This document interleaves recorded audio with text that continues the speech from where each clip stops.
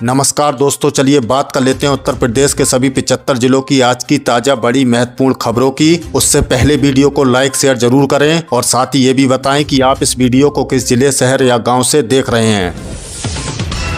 इटावा में कभी करोड़ों रुपए की संपत्ति के मालिक रहे बुजुर्ग कारोबारी की मेडिकल कॉलेज में मौत। 72 घंटे के इंतजार के बाद भी नहीं पहुंचे परिजन। पुलिस और एनजीओ ने कराया अंतिम संस्कार। राजधानी लखनऊ के बापू भवन चौराहे से प्रयागराज आए संविदा कर्मी ने किया आत्महत्या का प्रयास। पेट्रोल छिड़कते ही पुलिस ने दबोच कर बचाई जान। बुलंदशहर में खेत जाते समय हाई टेंशन लाइन के लटके खुले तारों की चपेट में आया युवक, मौके पर ही हुई दर्दनाक मौत। बिजली विभाग की लापरवाही पर ग्रामीणों का आक्रोश। आगरा में इन्वेस्टमेंट पर भारी मुनाफे का झांसा देकर करोड़ों रुपए हड़पने वाले 2 शातिर जालसाज गिरफ्तार। 2 करोड़ 26 लाख रुपए की ठगी में चल रहे थे फरार। लखनऊ के दुबग्गा कानपुर बाईपास पर अपनी मांगों को लेकर सड़क पर उतरी छात्राएं। मानव श्रृंखला बनाकर किया चक्का जाम। पुलिस ने समझा बुझाकर खुलवाया रास्ता। महाराजगंज में स्वास्थ्य सेवाओं की लाचारी। करंट से झुलसी महिला के लिए नहीं मिल सकी सरकारी एम्बुलेंस। हाथ वाले ठेले पर लाद कर अस्पताल ले जाने को मजबूर हुए परिजन। हमीरपुर में बारिश के बाद दलदल और कीचड़ भरे रास्ते से तंग आकर स्कूली बच्चों ने बनाया वीडियो। सोशल मीडिया के जरिए शासन प्रशासन से लगाई सड़क बनवाने की गुहार। UP board high school compartment और इम्प्रूवमेंट परीक्षा का परिणाम हुआ घोषित। 98.95% परीक्षार्थी हुए सफल। बोर्ड ने आधिकारिक वेबसाइट पर जारी किया रिजल्ट। रेलवे स्टेशनों पर यात्रियों को मिलेगा शुद्ध पेयजल। प्रयागराज समेत देश भर में 20,000 स्टेशनों पर टैंक टू टैप जल फिल्ट्रेशन सिस्टम लगाने की तैयारी। बिजनौर के जंगलों से सटे ग्रामीण इलाकों में वन्य जीवों की दस्तक से दहशत। जंगल किनारे चल रहे पालतू मवेशियों पर बाघ ने किया जानलेवा हमला। आगरा में मिलावटखोरों पर नकेल कसने के लिए खाद्य सुरक्षा विभाग की ताबड़तोड़ छापेमारी। कई प्रतिष्ठानों और गोदामों से संदिग्ध खाद्य सामग्रियों के नमूने सील। वृंदावन में वीआईपी कल्चर को लेकर तीखी नोकझोंक। काफिला रोके जाने पर बीच सड़क पर भड़के बीजेपी विधायक। डीएसपी को दी वर्दी उतारने की खुलेआम धमकी। मेरठ में नशे में धुत अग्निवीर जवान का हाई वोल्टेज हंगामा। रेस्टोरेंट के बाहर कई गाड़ियों को मारी टक्कर। रोकने पर दरोगा की वर्दी फाड़ी। इलाहाबाद हाईकोर्ट का बड़ा फैसला। जांच एजेंसी पूरी बैंक अकाउंट नहीं कर सकती फ्रीज। केवल संदिग्ध राशि तक सीमित रहेगी कार्रवाई। जांच एजेंसियों के लिए इलाहाबाद हाईकोर्ट ने एक अहम फैसला लिया है। कोर्ट ने स्पष्ट किया है कि किसी भी जांच एजेंसी को यह अधिकार नहीं है कि वे संदिग्ध लेन देन के नाम पर किसी का पूरा बैंक अकाउंट फ्रीज कर दे। कोर्ट का कहना है कि केवल उतनी ही राशि फ्रीज की जा सकती है जो संदिग्ध हो। बाकी पैसे खाता धारक को इस्तेमाल करने देने चाहिए। ये फैसला कई ऐसे लोगों को राहत देगा जिसके सारे पैसे जांच के नाम पर बंद हो जाने पर परेशानी झेलनी पड़ती थी। कोर्ट ने कहा है कि जांच के नाम पर आम नागरिक को आर्थिक तंगी में नहीं डाला जा सकता। कानपुर लखनऊ एक्सप्रेस वे फिर विवादों में। टोल प्लाजा पर लोगों को हो रही है दिक्कत। निर्माण गुणवत्ता पर उठ रहे हैं सवाल। लखनऊ कानपुर एक्सप्रेस वे एक नए विवाद में घिर गया है। पहले गड्ढों और सड़क धंसने की खबरें आ चुकी हैं। अब टोल प्लाजा पर यात्रियों को भारी दिक्कत का सामना करना पड़ रहा है। लोगों की शिकायत है कि टोल प्लाजा पर आवश्यक देरी हो रही है और सिस्टम ठीक से काम नहीं कर रहा है। इसके अलावा एक्सप्रेस वे की निर्माण गुणवत्ता को लेकर भी सवाल उठ रहे हैं। कई जगहों पर सड़क की हालत खराब बताई जा रही है। लोगों का कहना है कि इतने बड़े प्रोजेक्ट से उम्मीद बहुत थी, लेकिन हकीकत में कई खामियां सामने आ रही हैं। प्रशासन से इस पर जल्द सुधार करने की मांग की जा रही है। हमीरपुर में चलती रोडवेज बस के दोनों पिछले पहिए निकले बाहर। मोहाना पुल पर टला बड़ा हादसा। ड्राइवर की सूझबूझ ने बचाई जान। हमीरपुर जिले में रविवार को एक रोडवेज बस में हड़कंप मच गया। राठ से दिल्ली जा रही बस जब बेतवा नदी के मोहाना पुल के बीच पहुंची तभी अचानक पिछले दोनों पहियों के नट बोल्ट टूटकर नीचे गिर गए और पहिए बाहर निकल आए। बस में काफी संख्या में यात्री सवार थे। ड्राइवर रघुनंदन ने सूझबूझ दिखाते हुए तुरंत इमरजेंसी ब्रेक लगाकर बस रोक दी, जिससे बड़ा हादसा टल गया। यात्रियों ने राहत की सांस ली और ड्राइवर की तत्परता की सराहना की। बाद में मैकेनिकों ने मरम्मत की और यात्रियों को दूसरी बस में ट्रांसफर किया गया। परिवहन निगम ने जांच शुरू कर दी है। लखनऊ में नगर निगम की टीम पर पथराव और लाठी डंडों से हमला, चौकी प्रभारी का सिर फटा, 3 कर्मी घायल, 4 गाड़ियां क्षतिग्रस्त। लखनऊ के पारा थाना क्षेत्र में रविवार को नगर निगम की कैटल कैचर टीम पर उपद्रवियों ने जानलेवा हमला बोल दिया। अवैध डेयरियों और पशुपालकों के खिलाफ अभियान चलाने पहुंची टीम जब 18 भैंसों को पकड़कर वाहनों में लादने लगी तो पशुपालकों की भीड़ ने लाठी डंडों से हमला कर दिया और ताबड़तोड़ पथराव शुरू कर दिया। बुद्धेश्वर चौकी प्रभारी विनय पटेल के सिर में पत्थर लगने से वह लहूलुहान हो गए। नगर निगम के 3 अन्य कर्मचारी भी घायल हुए हैं। उपद्रवियों ने नगर निगम की 4 गाड़ियों को बुरी तरह से क्षतिग्रस्त कर दिया। पुलिस ने बल प्रयोग कर स्थिति काबू में की और मुकदमा दर्ज कर लिया है। सहारनपुर में पुलिस का बड़ा एक्शन, 2 नशा तस्कर गिरफ्तार, 4.10 करोड़ रुपए की 804 ग्राम स्मैक बरामद। सहारन पुलिस ने नशे के अवैध कारोबार के खिलाफ चलाए जा रहे ऑपरेशन सवेरा के तहत बड़ी कार्रवाई की है। बेहट पुलिस ने चेकिंग के दौरान 2 शातिर नशा तस्करों को गिरफ्तार किया और उनके कब्जे से 804 ग्राम स्मैक पाउडर बरामद किया। बरामद स्मैक की अंतर्राष्ट्रीय बाजार में कीमत करीब 4.10 करोड़ रुपए आंकी जा रही है। पुलिस ने उनकी कार, 1 इलेक्ट्रॉनिक कांटा और 2 मोबाइल फोन भी जब्त किए हैं। दोनों के खिलाफ पहले भी NDPS एक्ट में कई मुकदमे दर्ज हैं। आगे की जांच जारी है। सीएम योगी की 78,000 राशन डीलरों को बड़ी सौगात, लाभांश 90 से बढ़ाकर 125 रुपए प्रति क्विंटल, ई-पॉस फीडबैक प्रणाली का शुभारंभ। मुख्यमंत्री योगी आदित्यनाथ ने प्रदेश के 78,000 से अधिक उचित दर विक्रेताओं को बड़ी राहत दी है। सरकार ने उनका लाभांश 90 रुपए से बढ़ाकर 125 रुपए प्रति क्विंटल कर दिया है। इसके साथ ही सीएम ने single stage road step delivery के तहत ई-पॉस आधारित उचित दर विक्रेता फीडबैक प्रणाली का भी शुभारंभ किया। इस नई व्यवस्था से राशन वितरण से डीलरों की प्रतिक्रिया सीधे डिजिटल माध्यम से ली जा सकेगी। कार्यकर्ताओं में उप मुख्यमंत्री केशव प्रसाद मौर्य और ब्रजेश पाठक के साथ खाद्य मंत्री मनोज कुमार पांडे भी मौजूद रहे। इसके बाद सीएम गोरखपुर पहुंचे, जहां नाग पंचमी पर प्रदेश स्तरीय कुश्ती प्रतियोगिता के विजेताओं को पुरस्कृत किया। लखनऊ में फ्लैट के नाम पर प्रोफेसर से लाखों की धोखाधड़ी, बिल्डर और बैंक अधिकारियों पर FIR, 94 लाख रुपए का लोन किया गया पास। लखनऊ में एक प्रोफेसर ने बिल्डर और बैंक अधिकारियों पर गंभीर धोखाधड़ी का आरोप लगाया है। पूर्व कुलपति महारुख मिर्जा ने कैसरबाग पुलिस में शिकायत दर्ज कराई कि लालबाग स्थित सिनेग्रेड अपार्टमेंट में फ्लैट खरीदने के दौरान बिल्डर नटवर गोयल और उनके बेटे हिमांशु ने उनके दस्तावेजों का दुरुपयोग किया। 5 बैंकों से उनके नाम पर करीब 94.30 लाख रुपए का लोन स्वीकृत कर लिया गया। एक बैंक खाते से 1.17 करोड़ रुपए का अतिरिक्त होम लोन भी पास कराया गया। कुछ महीने किस्तें जमा की गईं, फिर भुगतान बंद कर दिया गया। अब बैंक रिकवरी नोटिस भेज रहे हैं। पुलिस ने मुकदमा दर्ज कर जांच शुरू कर दी है। अम्बेडकर नगर में IPS अधिकारी आशुतोष मिश्रा की संदिग्ध हालत में मौत, मुंह में तौलिया, जेवर गायब, लूट की आशंका। अम्बेडकर नगर के मालीपुर थाना क्षेत्र में एक दर्दनाक और संदिग्ध मामला सामने आया है। IPS अधिकारी आशुतोष मिश्रा की मां की उनके घर में संदिग्ध परिस्थितियों में मौत हो गई। उनके मुंह में तौलिया ठूंसी गई, मिली और गले की सोने की चैन, नाक की सोने की कील, कान के टॉप्स और पैर की पायल गायब थी। मुंह से खून निकल रहा था और होठों के पास चोट के निशान थे। दाई सुबह आई तो सब देखकर शोर मचा दिया। अयोध्या रेंज के IG खुद मौके पर पहुंचे। IPS अधिकारी 15 अगस्त को गांव आए थे और शाम को लखनऊ लौटे थे।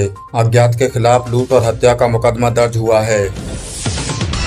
अखिलेश यादव की बड़ी घोषणा, सपा सरकार बनी तो 16 अगस्त को यूपी में सार्वजनिक छुट्टी, वीरांगना अवंतीबाई लोधी को समर्पित। समाजवादी पार्टी के राष्ट्रीय अध्यक्ष अखिलेश यादव ने लखनऊ में एक कार्यक्रम में बड़ी घोषणा की। उन्होंने कहा कि अगर 2027 में समाजवादी पार्टी की सरकार बनी तो 16 अगस्त को यूपी में सार्वजनिक अवकाश घोषित किया जाएगा। ये दिन वीरांगना अवंतीबाई लोधी की जयंती के रूप में मनाया जाएगा। अखिलेश यादव ने कहा है कि अवंतीबाई लोधी ने भारत की स्वतंत्रता की लड़ाई में महत्वपूर्ण भूमिका निभाई। उन्होंने बीजेपी पर निशाना साधते हुए कहा कि जो लोग राम राज्य लाने की बात करते थे वे अब राम की संपत्ति लूट रहे हैं। लोधी ने भारत की स्वतंत्रता की लड़ाई में महत्वपूर्ण भूमिका निभाई। लखनऊ में G20 रोड पर डिवाइडर से टकराई तेज रफ्तार बाइक, 28 साल की युवती अमिता की मौत, बहन और साथी गंभीर घायल। लखनऊ में गोमती नगर विस्तार थाना क्षेत्र में G20 रोड पर एक भीषण सड़क हादसा हुआ। एक तेज रफ्तार मोटरसाइकिल अनियंत्रित होकर कंक्रीट के डिवाइडर से जा टकराई। इसमें 28 वर्षीय युवती अमिता वर्मा की अस्पताल में इलाज के दौरान मौत हो गई। वह अपनी बड़ी बहन सलोनी और साथी आलोक के साथ एक ही बाइक पर सवार थीं। तीनों बड़ा बेराज से आगे तीव्र मोड़ पर पहुंचे थे, जब गति तेज होने से चालक का संतुलन बिगड़ गया। घायल सलोनी और आलोक को पहले हेल्थ सिटी विस्तार अस्पताल में ले जाया गया, फिर डॉक्टर राम मनोहर लोहिया अस्पताल में रेफर किया गया। दोनों की हालत गंभीर बनी हुई है। रक्षाबंधन पर यूपी रोडवेज का बहनों को बड़ा तोहफा, 27 से 29 अगस्त तक 3 दिन मुफ्त सफर, 250 अतिरिक्त बसों के फेरे। रक्षाबंधन पर यूपी रोडवेज ने महिलाओं को बड़ी सौगात दी है। 27 से 29 अगस्त तक 3 दिन महिलाएं रोडवेज बसों में मुफ्त सफर कर सकेंगी। इसके अलावा 26 से 31 जून तक करीब 250 अतिरिक्त बसों के फेरे बढ़ाए जाएंगे। लखनऊ में 30, बरेली में 40, हल्द्वानी में 10, बदायूं में 70, मैनपुरी में 44, कानपुर में 16 और एटा अलीगढ़ में 40 फेरे बढ़ाए जाएंगे। सभी ड्राइवरों और कंडक्टरों की छुट्टियां रद्द कर दी गई हैं ताकि यातायात सुगम रहे। महिलाओं को ₹0 का टिकट दिया जाएगा। इससे पहले भी यूपी रोडवेज कई सालों से ये सुविधा देता आ रहा है। हाथरस में नोएडा से उन्नाव जा रही तेज रफ्तार कार पलटी, 3 लोगों की मौत, 4 घायल, 2 बाइकों की टक्कर में 1 की मौत। हाथरस के सिकंदराव कोतवाली क्षेत्र में एक भीषण सड़क हादसा हुआ।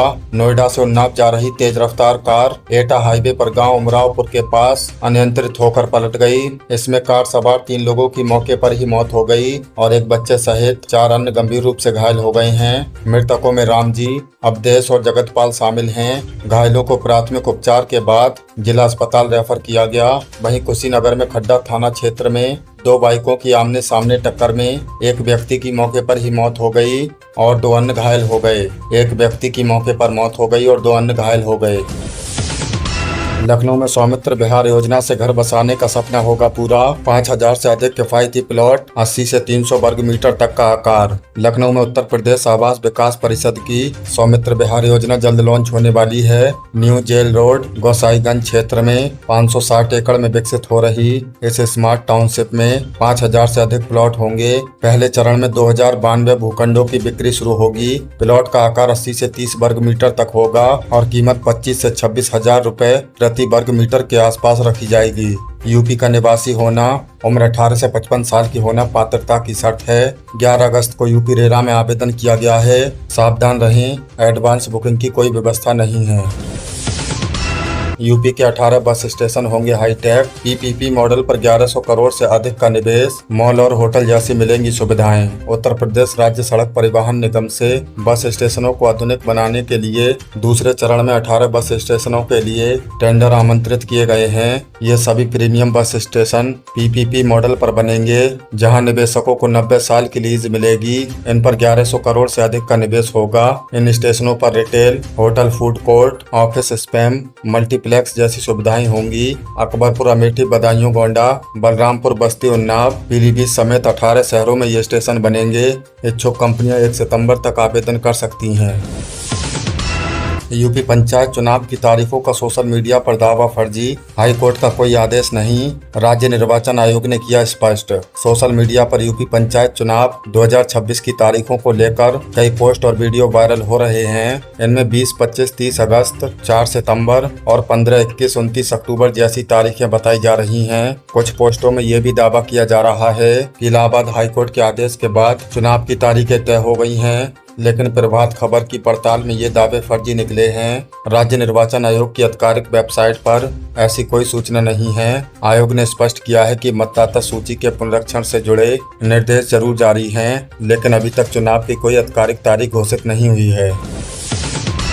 देश में 414 प्राचीन स्मारकों पर कब्जा, यूपी सबसे आगे। एएसआई की रिपोर्ट में हुआ खुलासा। पुरातत्व सर्वेक्षण विभाग यानी एएसआई की रिपोर्ट चौंकाने वाली है। देश में कुल 414 प्राचीन स्मारकों और स्थलों पर अतिक्रमण पाया गया है। इसमें सबसे ज्यादा 99 स्मारक यानी करीब 1/4 हिस्सा सिर्फ उत्तर प्रदेश में है। इसके बाद महाराष्ट्र में 60, कर्नाटक में 55 और मध्य प्रदेश में 46 स्मारक अतिक्रमित पाए गए हैं। यूपी में इन स्मारकों पर अवैध निर्माण, रिहायशी और व्यावसायिक इमारतें बनी हुई हैं। एएसआई ने इन अतिक्रमण को हटाने के लिए स्थानीय प्रशासन से लगातार संपर्क में रहने की बात कही है। विरासत संरक्षण के लिए यह एक गंभीर चुनौती है। योगी सरकार ने जेन-जेड को गाय संरक्षण से जोड़ा। 10,000 गौमित्रों को दिया जाएगा प्रशिक्षण। नई पीढ़ी को जागरूक करने की पहल। यूपी सरकार ने गाय संरक्षण और गौशालाओं के प्रबंधक में युवाओं को जोड़ने की नई पहल शुरू की है। इसके तहत 10,000 गौमित्रों को प्रशिक्षण किया जाएगा जो गौशालाओं में गायों की देखभाल और उनके स्वास्थ्य और प्रबंधन में मदद करेंगे। ये योजना खास तौर पर जेन-जेड यानी नई पीढ़ी को ध्यान में रखकर बनाई गई है ताकि वह पारंपरिक गौ संस्कृति से जुड़ सके। प्रशिक्षण में पशु चिकित्सा, गायों के पोषण, गोबर और गौमूत्र से उपयोगी उत्पादन बनाने की तकनीक सिखाई जाएगी। सरकार का मकसद गौ संरक्षण को एक आंदोलन बनाना है। यूपी पुलिस में 32,679 पदों पर कांस्टेबल भर्ती परीक्षा देने वाले युवाओं के लिए बड़ा अपडेट। आज से शुरू हो रहा है डॉक्यूमेंट वेरिफिकेशन और फिजिकल टेस्ट। तुरंत डाउनलोड करें अपना एडमिट कार्ड। दोस्तों, अगर आप उत्तर प्रदेश पुलिस भर्ती प्रोन्नति बोर्ड द्वारा आयोजित कांस्टेबल भर्ती परीक्षा 2026 दी थी तो ये खबर आपके लिए बहुत जरूरी है। हाल ही में 31 जुलाई 2026 को इस भर्ती का रिजल्ट जारी किया गया था, जिसमें 32,000 से ज्यादा पदों के लिए उम्मीदवारों को शॉर्टलिस्ट किया गया है। अब भर्ती के अगले चरण यानी डॉक्यूमेंट वेरिफिकेशन और फिजिकल स्टैंडर्ड टेस्ट की प्रक्रिया कल यानी 17 अगस्त 2026 से शुरू हो रही है। यानी 17 अगस्त 2026 से शुरू हो चुकी है। जिन युवाओं ने अभी तक अपना एडमिट कार्ड डाउनलोड नहीं किया है वे तुरंत बोर्ड की आधिकारिक वेबसाइट पर जाकर अपना रजिस्ट्रेशन नंबर और जन्म तिथि डालकर इसे डाउनलोड कर सकते हैं। इस भर्ती में 12वीं पास युवाओं को मौका मिला था और अब फिजिकल टेस्ट में पास होने वाले उम्मीदवारों की फाइनल मेरिट लिस्ट तैयार की जाएगी। डॉक्यूमेंट वेरिफिकेशन के लिए अपने सभी ओरिजिनल कागजात और उनकी फोटोकॉपी के साथ ले जाना न भूलें, क्योंकि एक छोटी सी गलती आपको इस मौके से बाहर कर सकती है। पीएम उज्ज्वला योजना 2.0 के लाभार्थियों के लिए जरूरी सूचना। आने वाले त्योहारों पर मुफ्त गैस सिलेंडर पाने के लिए अपने खाते और आधार कार्ड का KYC कराना हुआ अनिवार्य। गरीब महिलाओं को धुएं से मुक्ति दिलाने वाली प्रधानमंत्री उज्ज्वला योजना के लाभार्थियों के लिए उत्तर प्रदेश सरकार एक खास सुविधा देती है। राज्य सरकार हर साल होली और दिवाली पर उज्ज्वला योजना के लाभार्थियों को एक यानी साल में 2 मुफ्त LPG सिलेंडर रिफिल प्रदान करती है। आने वाले त्योहारी सीजन में इस मुफ्त सिलेंडर की सब्सिडी आपके खाते में बिना रुके पहुंच जाए, इसके लिए तेल कंपनियों और खाद्य विभाग ने KYC को अनिवार्य कर दिया है। इसका मतलब है कि आपको अपनी गैस एजेंसी चाहे वेंडेन हो, भारत गैस हो या HP पर जाकर अपनी पहचान को फिंगरप्रिंट या आधार OTP के जरिए वेरिफिकेशन करना होगा। साथ ही आपका बैंक खाता आधार कार्ड से लिंक होना चाहिए। अगर आप ऐसा नहीं करते तो गैस रिफिल भराने के बाद भी मिलने वाली पूरी सब्सिडी, सरकार की तरफ से मिलने वाली पूरी सब्सिडी या मुफ्त सिलेंडर का पैसा आपके खाते में वापस नहीं आएगा। बेटियों की पढ़ाई और भविष्य को सुधारने के लिए कन्या सुमंगला योजना जन्म से लेकर उच्च शिक्षा तक बेटियों के खाते में सरकार दे रही है पैसे। ऐसे करें ऑनलाइन अप्लाई। उत्तर प्रदेश सरकार बालिकाओं के कल्याण और उन्हें सशक्त बनाने के लिए कन्या सुमंगला योजना चला रही है, जो प्रदेश में काफी लोकप्रिय हो चुकी है। इस योजना का लक्ष्य समाज में लड़कियों के प्रति सकारात्मक सोच को बढ़ाना और उन्हें पढ़ाई लिखाई में मदद करना है। योजना के तहत बच्ची के जन्म से लेकर उसकी स्कूलिंग और फिर उच्च शिक्षा तक अलग अलग चरणों में आर्थिक सहायता दी जाती है। ये पैसा सीधे परिवार के बैंक खाते में भेजा जाता है। अगर आपके घर में भी बेटी है और आप इस निर्धारित आय सीमा के अंतर्गत आते हैं तो आपको कहीं भी धक्के खाने की जरूरत नहीं है। तो आप सीधे कन्या सुमंगला योजना के ऑफिशियल वेब पोर्टल पर जाकर ऑनलाइन रजिस्ट्रेशन कर सकते हैं। आवेदन के लिए बेटी का जन्म प्रमाण पत्र, आधार कार्ड और बैंक खाते की जानकारी अपलोड करनी होगी। स्वामी विवेकानंद युवा शक्तिकरण योजना। यूपी के छात्र छात्राओं को स्मार्टफोन और टैबलेट बांटने के लिए डिजी शक्ति पोर्टल पर नया अपडेट जारी। उत्तर प्रदेश के युवाओं को तकनीकी रूप से सक्षम बनाने के लिए योगी सरकार ने फ्री स्मार्टफोन और टैबलेट योजना के तहत वितरण का काम एक बार फिर तेजी पकड़ चुका है। शैक्षणिक सन 2026 के लिए graduation, BA, BSc, BCom, post graduation और तकनीकी शिक्षा बीटेक, ITI, पॉलिटेक्निक के अंतिम वर्ष के छात्रों को प्राथमिकता के आधार पर डिवाइस बांटे जा रहे हैं। उच्च शिक्षा विभाग ने सभी कॉलेजों और विश्वविद्यालयों को निर्देश दिया है कि वे अपने छात्रों का डेटा डिजी शक्ति पोर्टल पर तुरंत अपडेट करें। जिन छात्रों का डेटा पोर्टल पर सत्यापित हो चुका है, उनके मोबाइल नंबर पर जल्द ही वितरण की तारीख और समय का SMS भेजा जाएगा। आपको बता दें कि छात्रों को इसके लिए कहीं भी ऑनलाइन आवेदन या फीस देने की जरूरत नहीं है। ये प्रक्रिया पूरी तरह से आपके कॉलेज प्रशासन के माध्यम से ही की जा रही है। गौवंश की रक्षा और युवाओं को रोजगार से जोड़ने के लिए यूपी सरकार का नया दाव। प्रदेश भर में 10,000 गौमित्र किए जाएंगे तैयार, मिलेगी खास ट्रेनिंग। उत्तर प्रदेश सरकार ने ग्रामीण अर्थव्यवस्था को सुधारने और गायों के संरक्षण के लिए एक बिल्कुल नई और अनोखी योजना का ऐलान किया है। पशुपालन विभाग और गौ सेवा आयोग के मुताबिक प्रदेश भर के गाँव में 10,000 गौमित्र तैयार किए जाएंगे। इस योजना का मुख्य मकसद नई पीढ़ी यानी युवाओं को प्राकृतिक खेती, गाय की देखभाल और गौ आधारित अर्थव्यवस्था से जोड़ा जाएगा। इसके लिए सबसे पहले मास्टर ट्रेनर्स तैयार किए जाएंगे, जो फिर गाँव में जाकर अन्य युवाओं को ट्रेनिंग देंगे।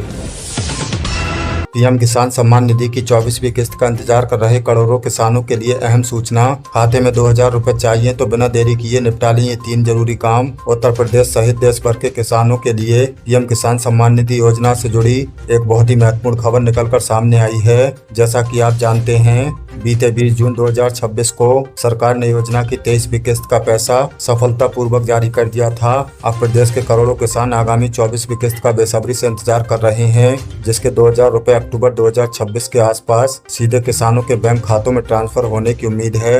लेकिन कृषि विभाग ने इसके लिए एक सख्त अलर्ट भी जारी किया है कि अगली किस्त का पैसा केवल उन्हीं किसानों को मिलेगा जिनका रिकॉर्ड सरकारी पोर्टल पर 100% सही और अपडेटेड है। अगर आप चाहते हैं कि आपके खाते में डायरेक्ट बेनिफिट ट्रांसफर के जरिए पैसा बिना किसी रुकावट आ जाए, तो आपको 3 काम प्राथमिकता पर करने होंगे। पहला, पोर्टल पर अपना eKYC पूरा कराना। दूसरा, अपने आधार कार्ड को बैंक खाते से लिंक करवाकर NPCI मैपिंग चालू करना। और तीसरा सबसे अहम काम, अपने जमीनी कागजातों का भौतिक सत्यापन कराना। अगर आपके फॉर्म में कोई गलती है या ये काम अधूरे हैं, तो आपकी 24वीं किस्त बीच में ही अटक सकती है। आप बिना किसी की मदद लिए खुद pmkisan.gov.in पोर्टल पर फॉर्मर कॉर्नर में जाकर अपना स्टेटस चेक कर सकते हैं। तो दोस्तों, समय रहते अपने CSC सेंटर जाएं और आज ही अपना स्टेटस दुरुस्त कर लें। तो दोस्तों, ये थी उत्तर प्रदेश की आज की ताजा बड़ी महत्वपूर्ण खबरें। इनमें से आपको कौन सी खबर सबसे ज्यादा महत्वपूर्ण लगी, कमेंट में जरूर बताएं। वीडियो अच्छी लगी तो वीडियो को लाइक कर दें और चैनल पर नए तो प्लीज चैनल को सब्सक्राइब कर लें। हमारे इस चैनल पर आपको उत्तर प्रदेश से जुड़ी सभी ताजा अपडेट मिलती रहेंगी। मिलते हैं अगली किसी वीडियो में नई खबरों के साथ। तब तक के लिए धन्यवाद।